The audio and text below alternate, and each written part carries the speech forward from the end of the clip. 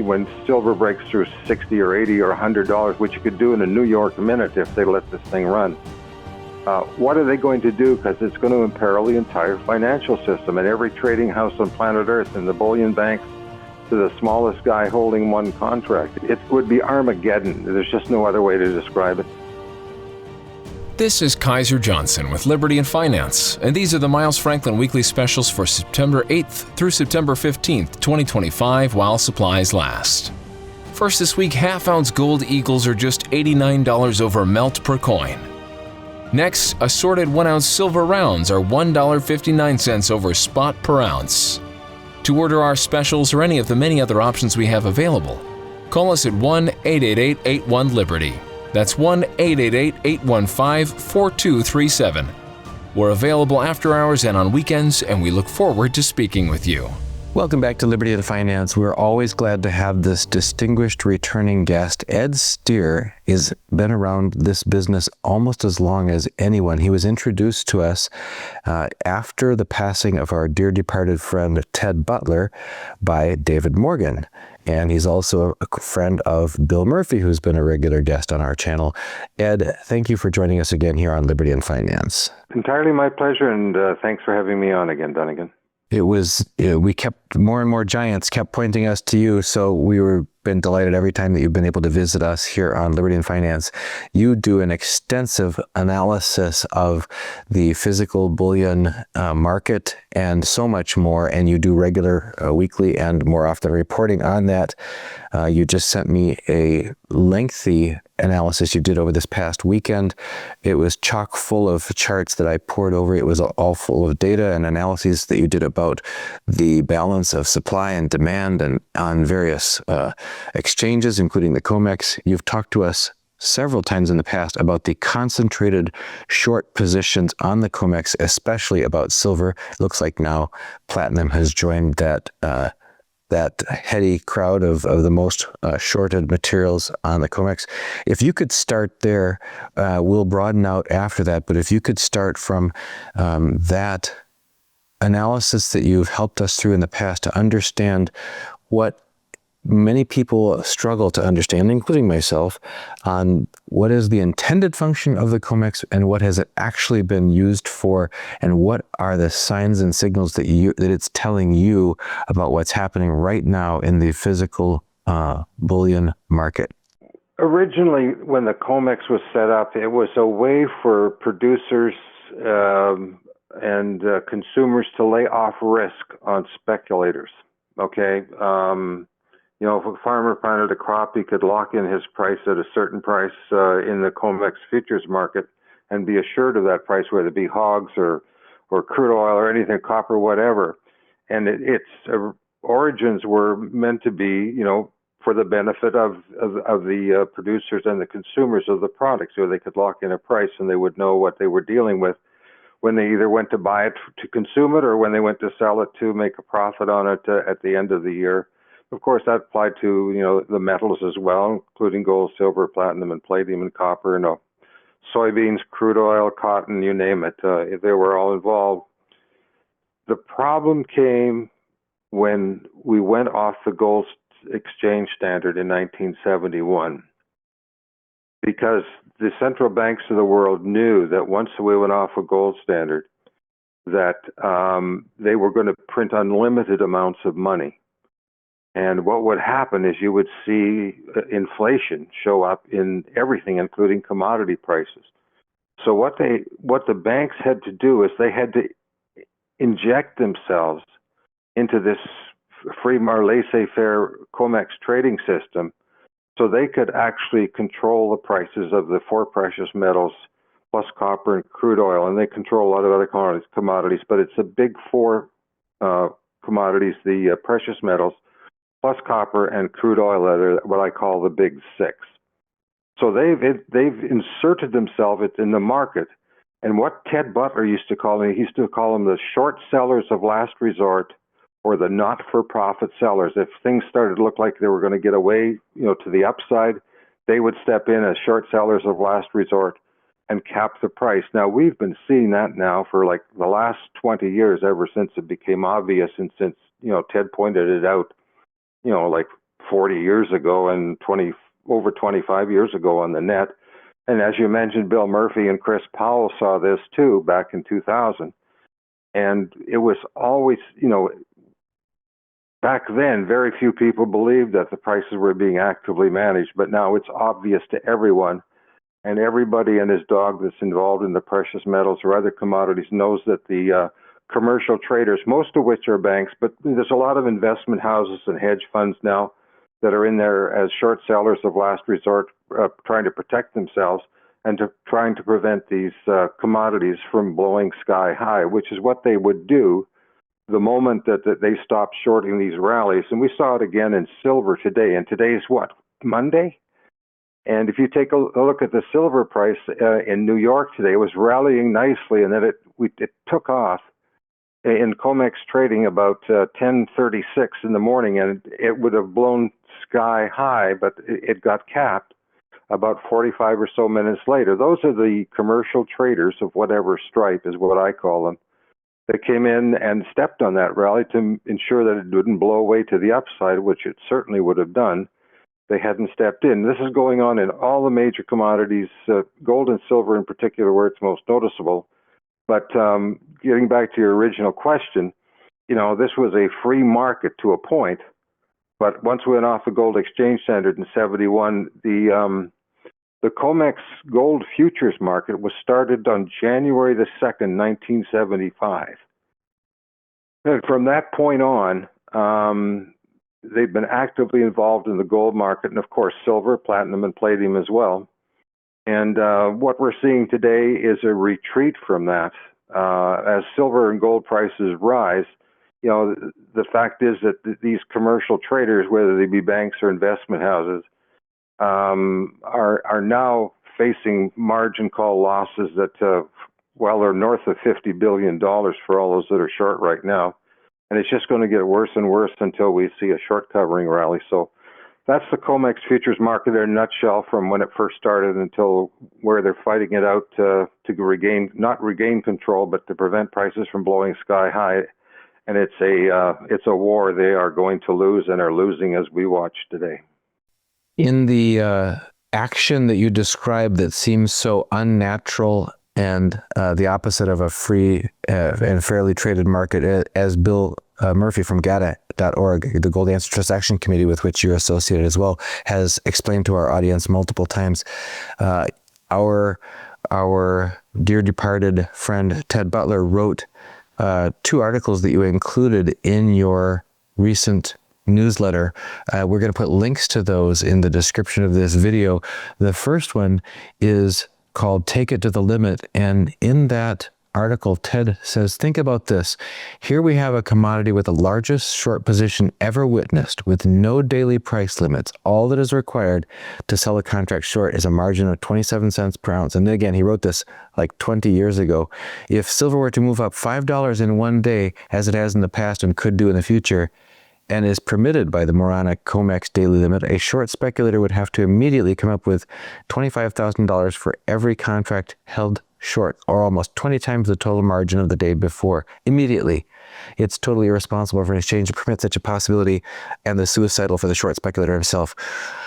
Can you talk to us about some of the wisdom that Ted was pointing out 2 decades ago, some of the volatility and the fireworks that we have seen or are likely to see on the COMEX, or where you'll be able to detect immediately that there's artificial forces that are blocking natural market forces?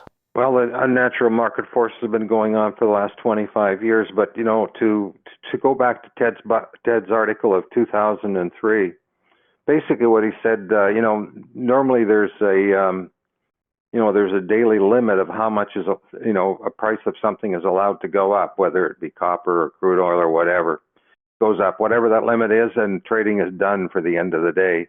And then it starts again tomorrow. So it gives you a sort of what Ted called a cooling off period, where you could look at things and think about things and calm things down and say, and next morning get up and say, okay, fine, I've thought about it and da-da-da-da-da-da, and things will hopefully get back to normal.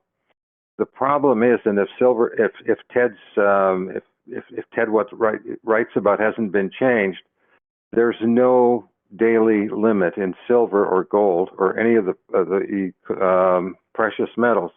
The markets close for 15 minutes, and then they open up again, and if it goes limit up again, they close the markets for another 15 minutes, trying to get all these margin calls. You know, everybody has to meet their margin calls, which will go out multiple times a day.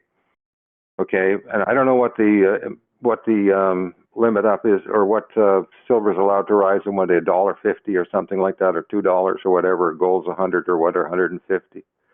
But after the second time it's limit up, and 15 minutes after that, they let the markets go. Okay, so basically what Ted is saying in that article, there are no limits. We could go from a silver price of $41 at the COMEX Open tomorrow, or at the Globex Open at 6 o'clock tonight. Go limit up a couple of times, and then the third time they just let it go. So we could see a market clearing, a short covering rally of biblical proportions. So we would see a 3-digit silver price and probably a 5-digit gold price, by the time the COMEX closed the following day. That's if the CME group and the CFTC would allow it, because frankly, all these traders that are short, I don't care whether you're short one contract or 5 or 6 or 10,000 of them, as the large traders are, it's going to bankrupt you within hours. Okay, right now the shorts are on the hook for north of $50 billion. Okay, based on, and it's rising every day as silver and gold rise. And $50 billion is a lot of money. It's the market, it's absolutely astronomical. Somebody asked me once how big the margin call could be, and I said, well, theoretically, if they let the prices go and we saw a triple-digit silver price, we could see margin calls of hundreds of billions of dollars, go out every day, and that would bankrupt everybody, absolutely everybody, from the smallest to largest traders. So, like I said, it's theoretically that we could go up in that price, but the fact is the CFTC, the Federal Reserve, the CME Group, and the LBMA, everybody knows that if this happened, and it happened in, was it nickel in London, 2 or 3 years ago? They just canceled the trades. Okay, so the shorts got saved, and the short was short nickel was in China someplace. But it was J.P. Morgan was the one that lent them the money for the margin calls. So J.P. Morgan got bailed out through the back door. Now, when we see silver move like that, or gold, if they're allowed to move like that, there's no question in my mind that the powers that be in London and New York are going to step in here, and who knows what they're going to do. That's my major concern, is that if we see a runaway short covering rally, is that even though it's allowed to under the rules of the CFTC and the CME Group, they may step in when silver breaks through $60 or $80 or $100, which you could do in a New York minute if they let this thing run. What are they going to do? Because it's going to imperil the entire financial system and every trading house on planet Earth, and the bullion banks to the smallest guy holding one contract. It would be Armageddon. There's just no other way to describe it. Based on what we did see happen on the LBMA when the trading got halted, the trades got canceled and rolled back, and those who had been placing correctly bets that the short position was untenable were sent home empty-handed, and the short was protected as well, it sounds like, as those who financed him from JP Morgan. Based on that, what have we learned about what is likely to happen, or perhaps it's more likely than it's been demonstrated that already has happened, if this were to happen on the silver market on the COMEX? To tell you the truth, I don't know. We're in totally uncharted territory here. Something that Ted told me several times, many times actually, over the years, and I'm sure he posted it in the public domain. I know he posted in the public domain, is that the reason that the Chicago Mercantile Exchange and the CFTC exist is to protect shorts, especially the 8 largest traders. Now, I want to discuss the 8 largest traders just for a second here, because what I discovered on Saturday or Friday afternoon, the bank participation report came out. And for this one day a month, we get to see what the world's banks have been up to in all the commodities, physically traded commodities on the COMEX, from rough rice all the way up to silver, which, like you pointed out, is the most shorted metal on the planet, and it's always been so. And for this one day a month, we get to see what the world's banks have been up to. And normally they're up to a lot. And this month I looked at the numbers, and they post them for the U.S. banks and the non-U.S. banks. And what it showed was in silver was that during the month of August, the 5 U.S. banks that are short silver in the COMEX futures market, short and long or whatever, the 5 U.S. banks involved cut their short position by almost 50%, from about 23,000 contracts down to about 13,000 contracts. That is the lowest short position the banks have held. I think, I can't remember what I said in my column. I think it's about 2018, because I got records going back to 2014. So they have been working overtime in August, and I noticed it in the total open interest numbers and changes every day, and I commented on my column, there's really something hinky going on here. You know, trades looked like they were being managed, and I just said this is really strange. So when the bank participation report came out and I saw that huge, monstrous drop in the short position of the 5 U.S. banks, I said, there's what happened. I can see it right there. So they're running screaming for the exits in silver, just screaming. And the same thing applies to platinum, which is their number 2 problem child. They cut their short position in platinum to the lowest has been since 2019. And since the Tuesday cutoff, which is when the bank participation report is current from, they've probably cut their short positions even more. So we've seen an absolutely breathtaking change in the underlying positions of the banks, the U.S. banks in the COMEX futures market. And I'll be surprised. I'd be surprised if there was a U.S. bank in the big 4 traders category, and maybe 1 and maximum 2 in the big 5 through 8 category. So, I mean, they've run screaming. And so, as far as I'm concerned, this is the biggest telltale sign for me that we're about to see a price move in the silver. If the banks are getting out of it, you can rest assured that these move ups in silver and gold we've seen so far are just jacks for openers, because we're going to see price moves between now and Christmas that'll just frankly take your breath away. This analogy of the people have talked about this as the casino, and there's the getaway car, there's a narrow door where you can get out, and that as the mom and pop public and the speculators are busily distracted and thinking that they're going to continue the action, those with the biggest ability to control the direction of the action are sensing a tidal change and are getting out the exit doors, and that there's simply not going to be a chance for everyone else to exit who's going to get caught. If the big banks are trying to get on the right side of this before it happens, before the tide shifts here, who's going to get caught short in the ensuing beginning? It sounds like you're anticipating the potential for a volatile upward move in the silver and platinum, for example. Oh, Ted was trying to describe it in words once 2 or 3 years ago. He says it's impossible to describe how violent this move could be. He says, it's been suppressed now for 2 or 3 generations, and it's just impossible to describe how fast it will rise if it's allowed to. Right now, there's 150 the shorts are short 300. This is all the shorts from the biggest commercial banks down to the guy holding 1 contract. They're short 345 million ounces of silver on the short side in the COMEX futures market. If only a small fraction of those, say 10%, 34 million or what ounces worth of short positions, decide to run for cover, and if the commercial banks don't go short against them, it's just impossible to say how high the price will rise. And I asked Ted, many times before I finally caught on, I said, how will we know when this whole thing is over? He says, just look at the price. And I said, well, what do you mean look at the price? He says, when you see silver up $2, $3, $4, $5 in a day, you'll know that that is the end. And, you know, we're seeing the thin edge of the wedge now. It's like 40 cents up 70 cents. What would silver have closed out here on Monday if they hadn't stepped into the market 11:15 and COMEX trading? Because it was, you know, they closed it well off its high tick of the day. You know, silver could have closed at, pick a number, $400 and now 10 times its price if they'd allowed it to rise.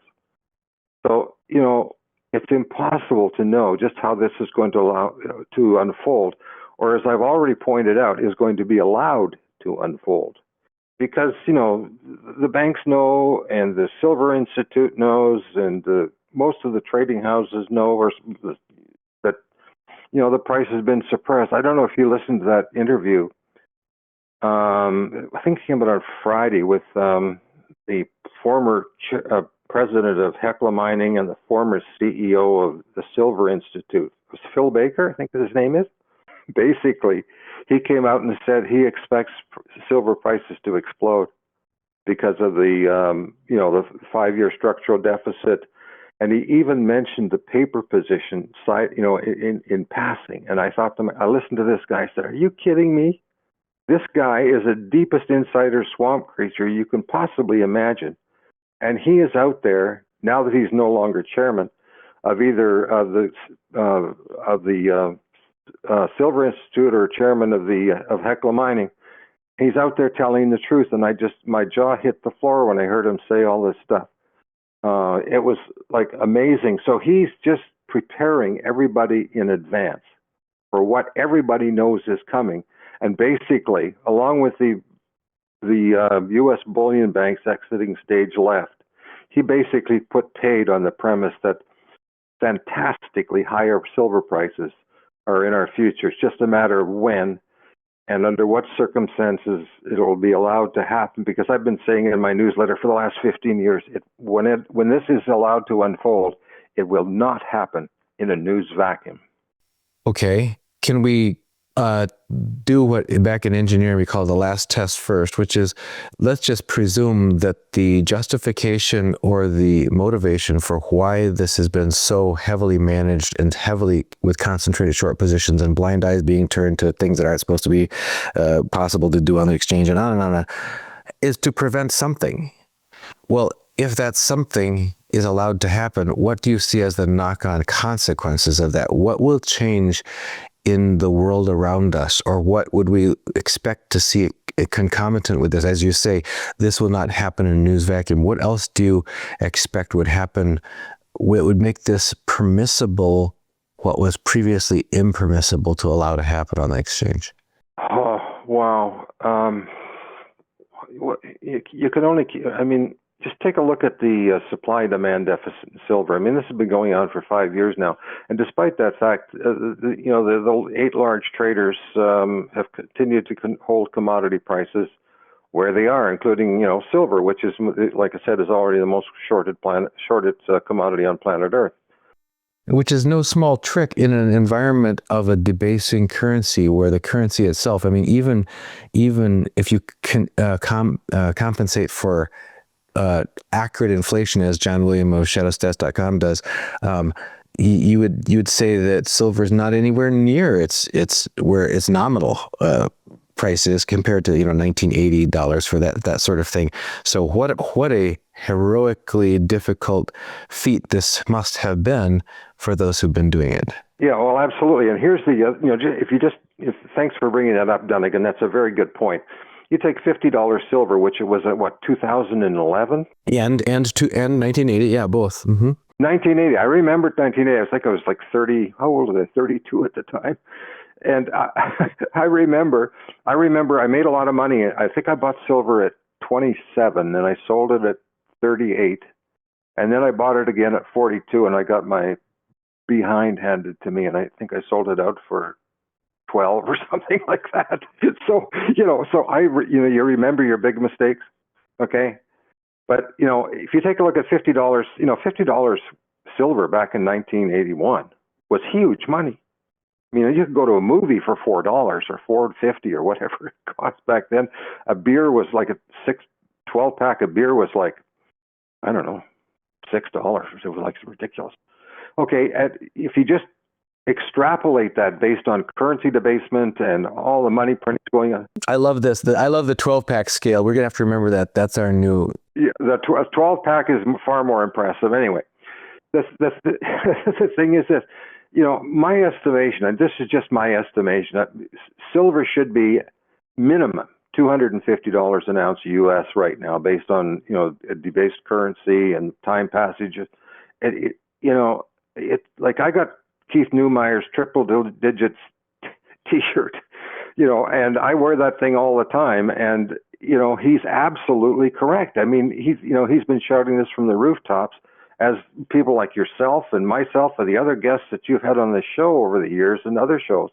Everybody's saying the same thing, that silver prices should be much higher, and 250 would be a nice price. But if a short covering rally is allowed to occur, it could be 2 or 3 times that if it's allowed to unfold the way it should. But the thing is, the consequences of that are just astronomical. They're fatal. They would be fatal for the financial system and a whole bunch of commodity trading houses. Don't even want to think about it. As to what could set it off, it could be, I don't know, interest rate, half an interest point interest rate cut on next Wednesday when they have the FOMC meeting. There could be a false flag in Ukraine, or there could be an attack by Israel on Iran, or, and the United States could do something stupid in, was it Venezuela? Man, there's so many black swans out there, I can't even see the water for them, There's just, anything could set it off. But the thing is, this will be allowed to happen whenever they decide it's going to happen. It won't be a free market event. It will be, like you said, it'll be something that comes along where they allow it to rise, okay? And when it does go, and if they allow it to go like it should go, it will be, as Ted Butler said, it will be a day of reckoning that you just possibly can't imagine. So one of the things I think you just reiterated from earlier is, because I was trying to tease out of you, is what do you see as the real world consequences of this allowed rise that has been disallowed for too long? It's unnaturally. It's like in the Lord of the Rings when Gandalf checks back on Bilbo after he's owned the Ring of Power for a long, long time, and he says, "I feel stretched." Like he knew his life had gone on abnormally long, and he just felt like something unnatural, and he didn't want that anymore. He wanted to be restored to its natural. Okay. After too much, or too little butter on too much bread. You have the exact line. Oh my gosh, that's great. That's the rest of the line, okay? Just in case you wanted to know what it was. Yes, and exactly, and so. This is so one of the things that you just, I would say, let slip as part of that is that there are potentially catastrophic financial system impacts that will happen in concurrence with this, because were this allowed to happen today, it isn't just, the cost of cell phones would go up by $5, or we wouldn't be able to make quite as many Tomahawk cruise missiles as we wish we could next month. You're not saying those kind of impacts. You're talking about like the end of the financial world as we know it kind of impacts. Ted had the same problem. I have the same problem as Ted did. It's impossible to quantify the impact of what a sudden rise in silver and gold would do to the financial markets.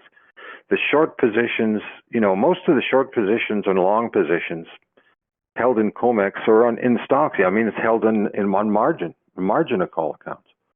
So, if you're short 50 contracts, and I know somebody personally that's short 100 or long 100 contracts in the COMEX futures market, and they're riding high right now, absolutely. But anybody that's short has to pay those margin calls, and if things go sideways, their broker isn't even going to pick up the phone. They're going to just go out in the market and to try to buy whatever contracts these guys are short, okay, to cover the position, because the brokerage is actually, in the end, on the hook for this thing, okay, along with the client. The brokerage is backing up this guy's short position. So you can see a whole pile of brokerage houses and family brokerage firms and major R.J. O'Brien, and you pick a RBC, Canadian Bank of Montreal, PNB Paribas, Deutsche Bank. There's 3 British banks that are short silver massively. That's HSBC, Standard Chartered, and Barclays. Okay. And also Australia's Macquarie futures, they're just massively short silver. One thing that's not known, and I'll just bring this up now, Dunnigan, is that most everybody that's listening to this podcast will know or have seen the movie The Big Short, which I thought was a fantastic movie, by the way. It took a lot of courage to make a movie about something as intricate as that. But one thing people don't understand is right at the end of the movie, and I remember this very well, is that there was a guy up there in a speech talking about how great Bear Stearns was, and and it was this way and that way, and that he'd be buying more stock. And everybody in the audience is looking at their iPads and iPhones and watching the stock crater. It was down like 25, and then down 30, and then 15, and then 13, and whatever, and they're commenting on this. And what everybody thought it had to do with the credit default swaps and the mortgage-backed securities and the collateralized debt obligations, the big meltdown of 2007 through 2009. That was certainly part of it, because all the banks got caught. I mean, they all got bailed out. But the real reason, as Ted Butler pointed out at the time, is that Bear Stearns at that time in history, it was the big short in silver and gold. And they could not meet what he thought was about a $2 billion margin call. Okay? So they were going to have to cover. So rather than let them go bankrupt where they would have to be forced to cover, the Fed and the Treasury Department went to Jamie Dimon and said, look, you've got to bail Bear Stearns here, because if you don't, their huge 20,000 contract short position in silver and whatever they were short in gold would have to be covered in bankruptcy. And of course, that would drive the price of silver and gold to pick a number, pick a large number. So they couldn't allow that to happen. So Jamie Dimon, so they gave Jamie Dimon the short position, which he's finally out of, which he got out of, I don't know, was it 2012, 4 or 5 years ago. He drove the price of silver down to like $9 and gold down to whatever, and they finally got out of it. Okay, thank you very much. That was the reason that Bear Stearns went under. Okay, the reason is they couldn't meet a margin call, and Ted wrote about that in the public domain. And they're out, but there's thousands of traders that are short. And when they rush to cover, or when their brokerage firm says we're going to, takes the shorts their margin, says we've got to cover these things, and everybody rushes into the market, then we're going to see that short squeeze. And then it remains to be seen two things. What will the commercial traders, of which there's, I don't know, maybe 100 or so in silver, and the banks do, and the CFTC and the CME group, when these shorts rush to cover and the price blows sky high and the financial system comes close to melting down, because it melted down in 2009. They had to be bailed out. This is exactly the same thing, except it's in silver and gold and platinum, palladium, and a whole bunch of other commodities. So how will the Federal Reserve react? How will the CME group react? How will the LBMA react? There's only one way out of this that saves everybody, okay?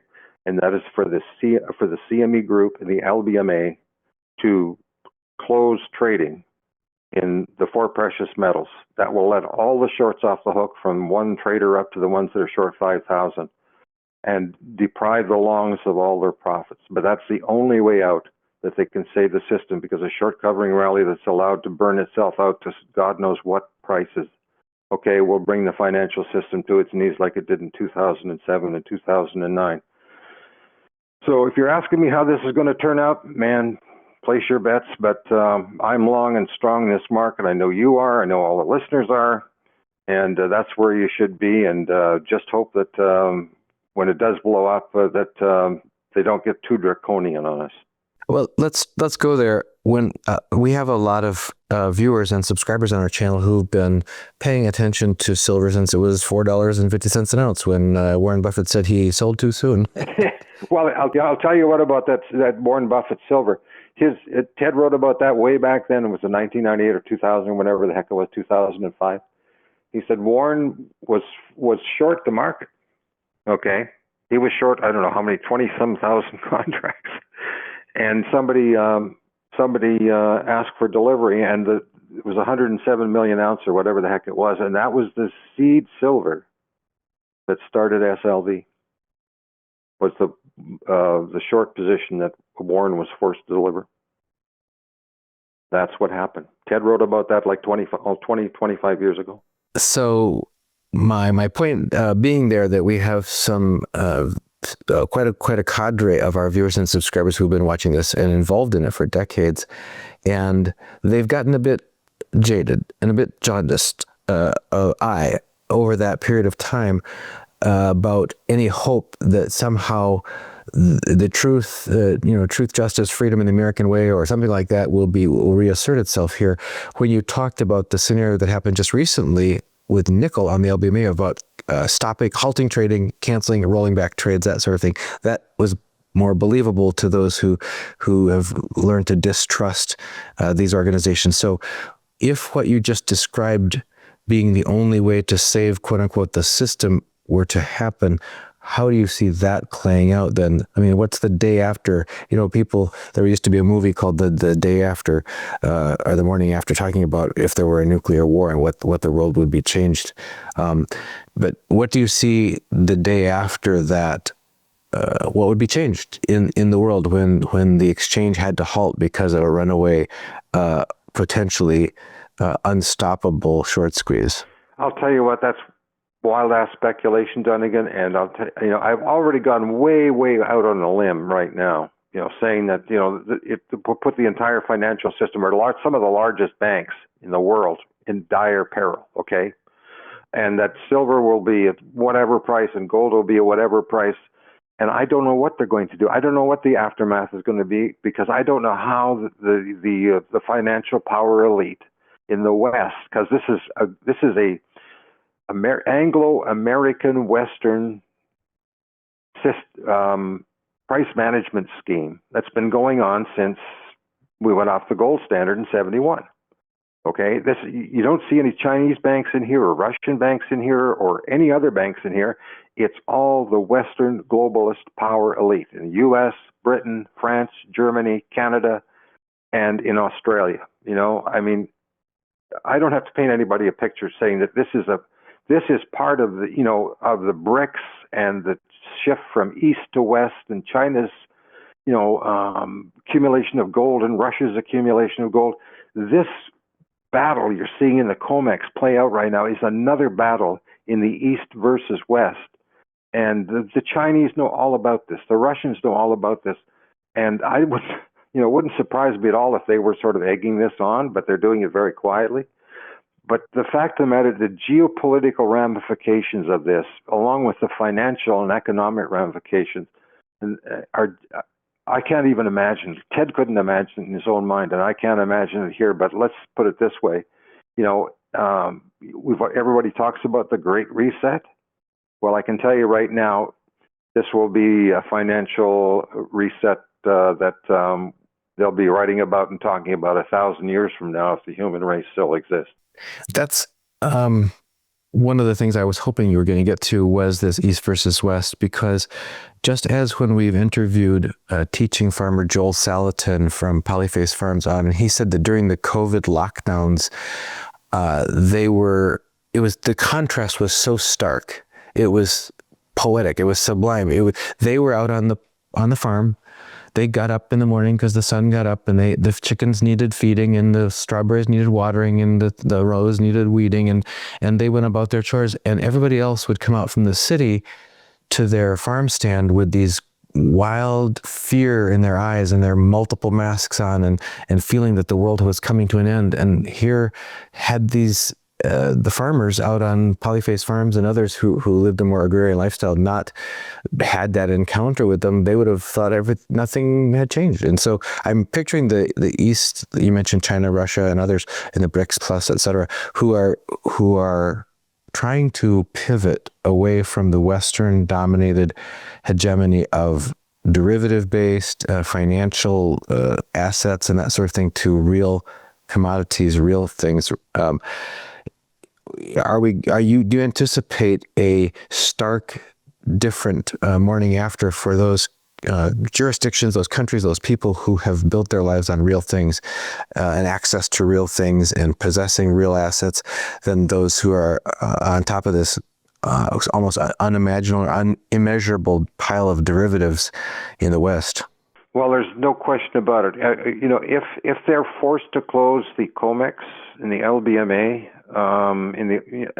and allow gold and silver and other commodities to trade without a futures or options market attached to it, they're going to be looking at a physical market, total physical market, and the only real physical market in the world for gold and silver where you have to have the metal backing you before you can trade it is in Shanghai.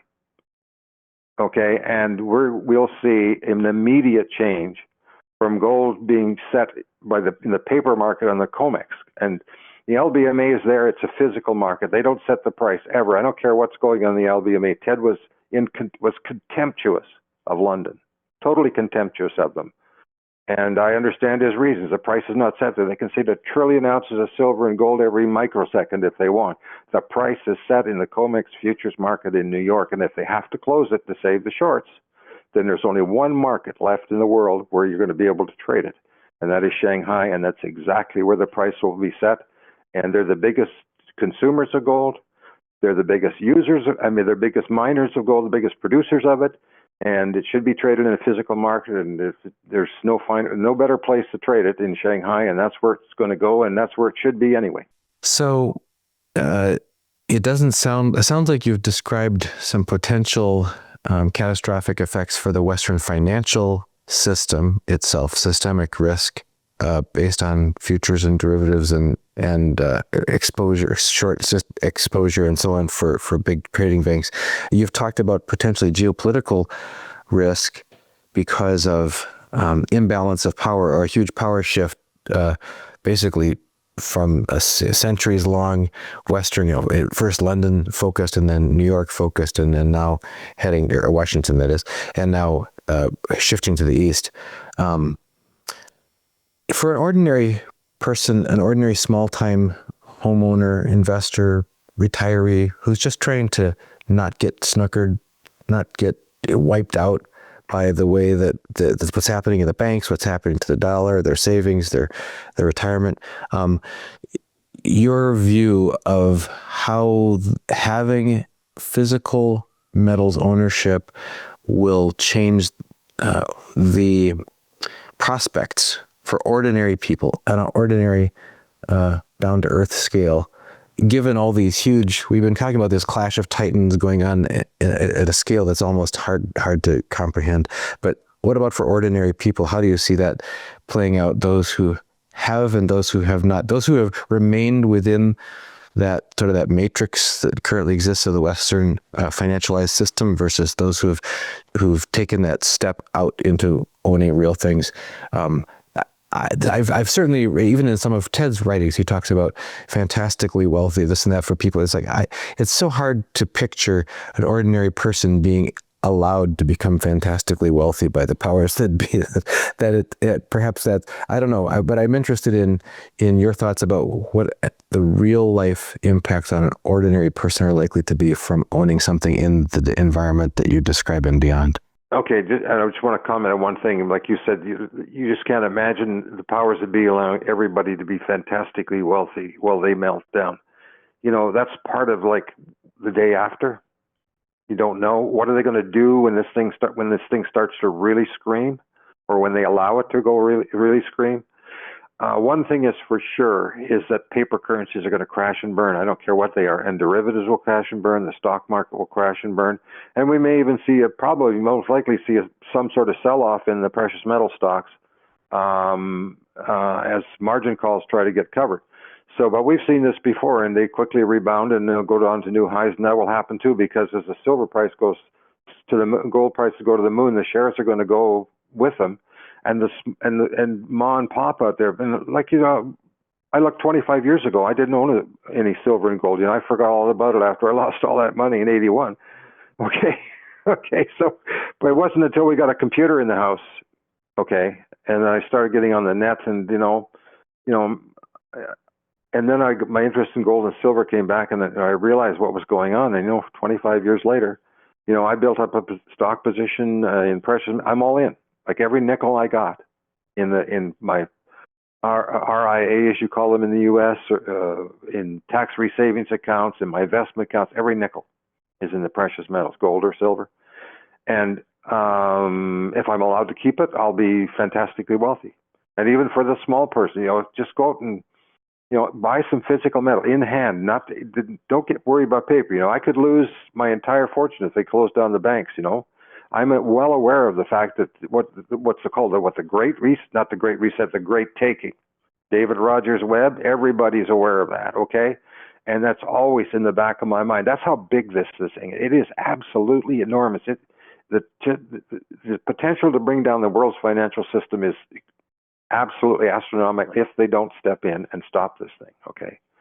As for the little guy, just go out and buy, 100 ounces of silver. Gold's very expensive. I mean, what blew through 3,600 today? U.S. Here in Canada, they're like almost 6,000. No, what's the 3,600? Yeah, it's almost 6,000 here. It's a lot. You know what I mean? And you get this little dinky coin, this big around and about yay thick. At a gold silver ratio right now, it came out today at 87.6 to 1. So go out and buy silver. You get 87 ounces of silver or close to it for every ounce of gold. And it actually is something. You hold your hand. Well, that's a lot, because it's 4 tubes plus a bit, and that stuff, if they allow it to scream higher, it's going to be hundreds of dollars an ounce. And it's the only thing, physical metal in hand, which is absolutely guaranteed to be worth something when this paper market in everything, the greatest paper market, stock market, financial bubble the world has ever seen comes crashing to an end. And it must, and it will. And physical metal in hand, regardless of whether it's gold, silver, how much you got, it will be the only things that will save you. I want to remind everyone that, as Edwin, you pointed out, that we don't really know what the world will be like if this comes together with, well, for example, Joel Skousen from Defensive Architecture and Strategic Relocation books says he feels that World War III and nuclear war is inevitable, and he goes on and on about how you have to prepare for that. That notion is so depressing to many. That's why we started our channel, Reluctant Preppers, back in 2013 to talk about what are ordinary size steps that ordinary people can do to reduce ordinary risks that maybe we think we do reluctantly because we shouldn't have to, but we're going to do it because it's a responsible thing to do.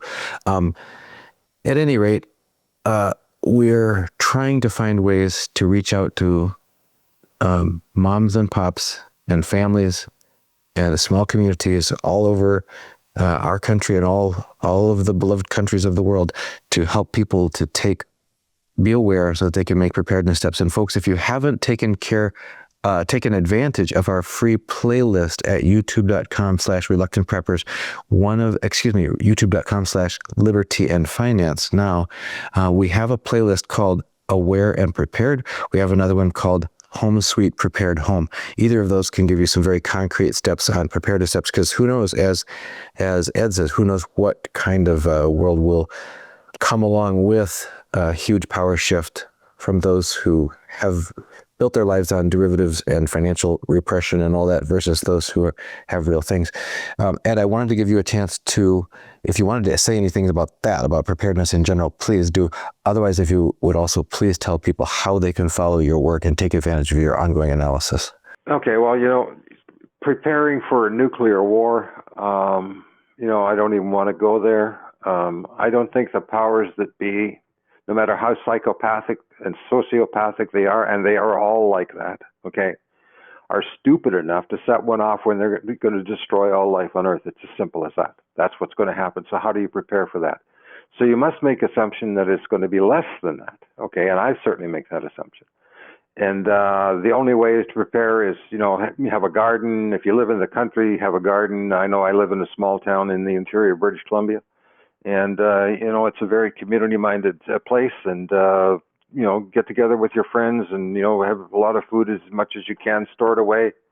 I have some stored away, but the thing is that in the end, if you have enough of these sorts of things, that you'll survive this, because the world, we will end up surviving unless, like I said, we have a nuclear war. But you just can't go there. You just have to think positively and know that sooner or later that if we all work together as a community, we'll get through it, whether we live in Canada, the U.S., or any other country on the planet.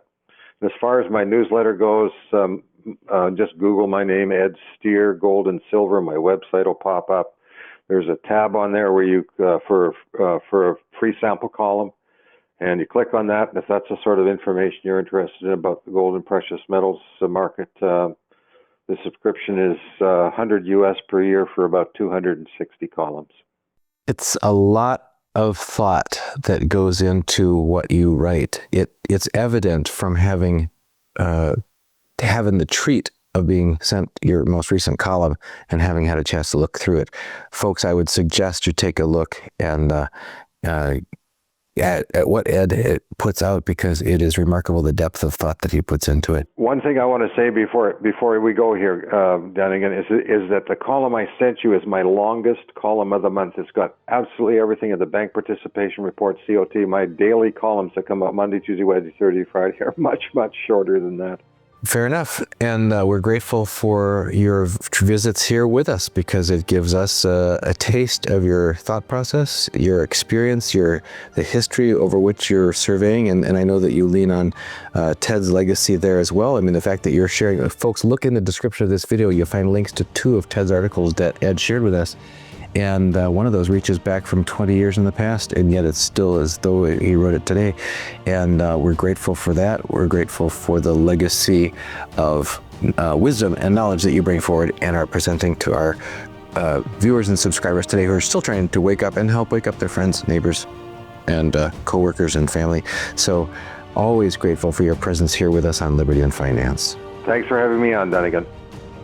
This is Kaiser Johnson with Liberty and Finance, and these are the Miles Franklin Weekly Specials for September 8th through September 15th, 2025, while supplies last. First this week, half-ounce gold eagles are just $89 over melt per coin. Next, assorted 1-ounce silver rounds are $1.59 over spot per ounce. To order our specials or any of the many other options we have available, call us at 1-888-81-LIBERTY. That's 1-888-815-4237. We're available after hours and on weekends, and we look forward to speaking with you.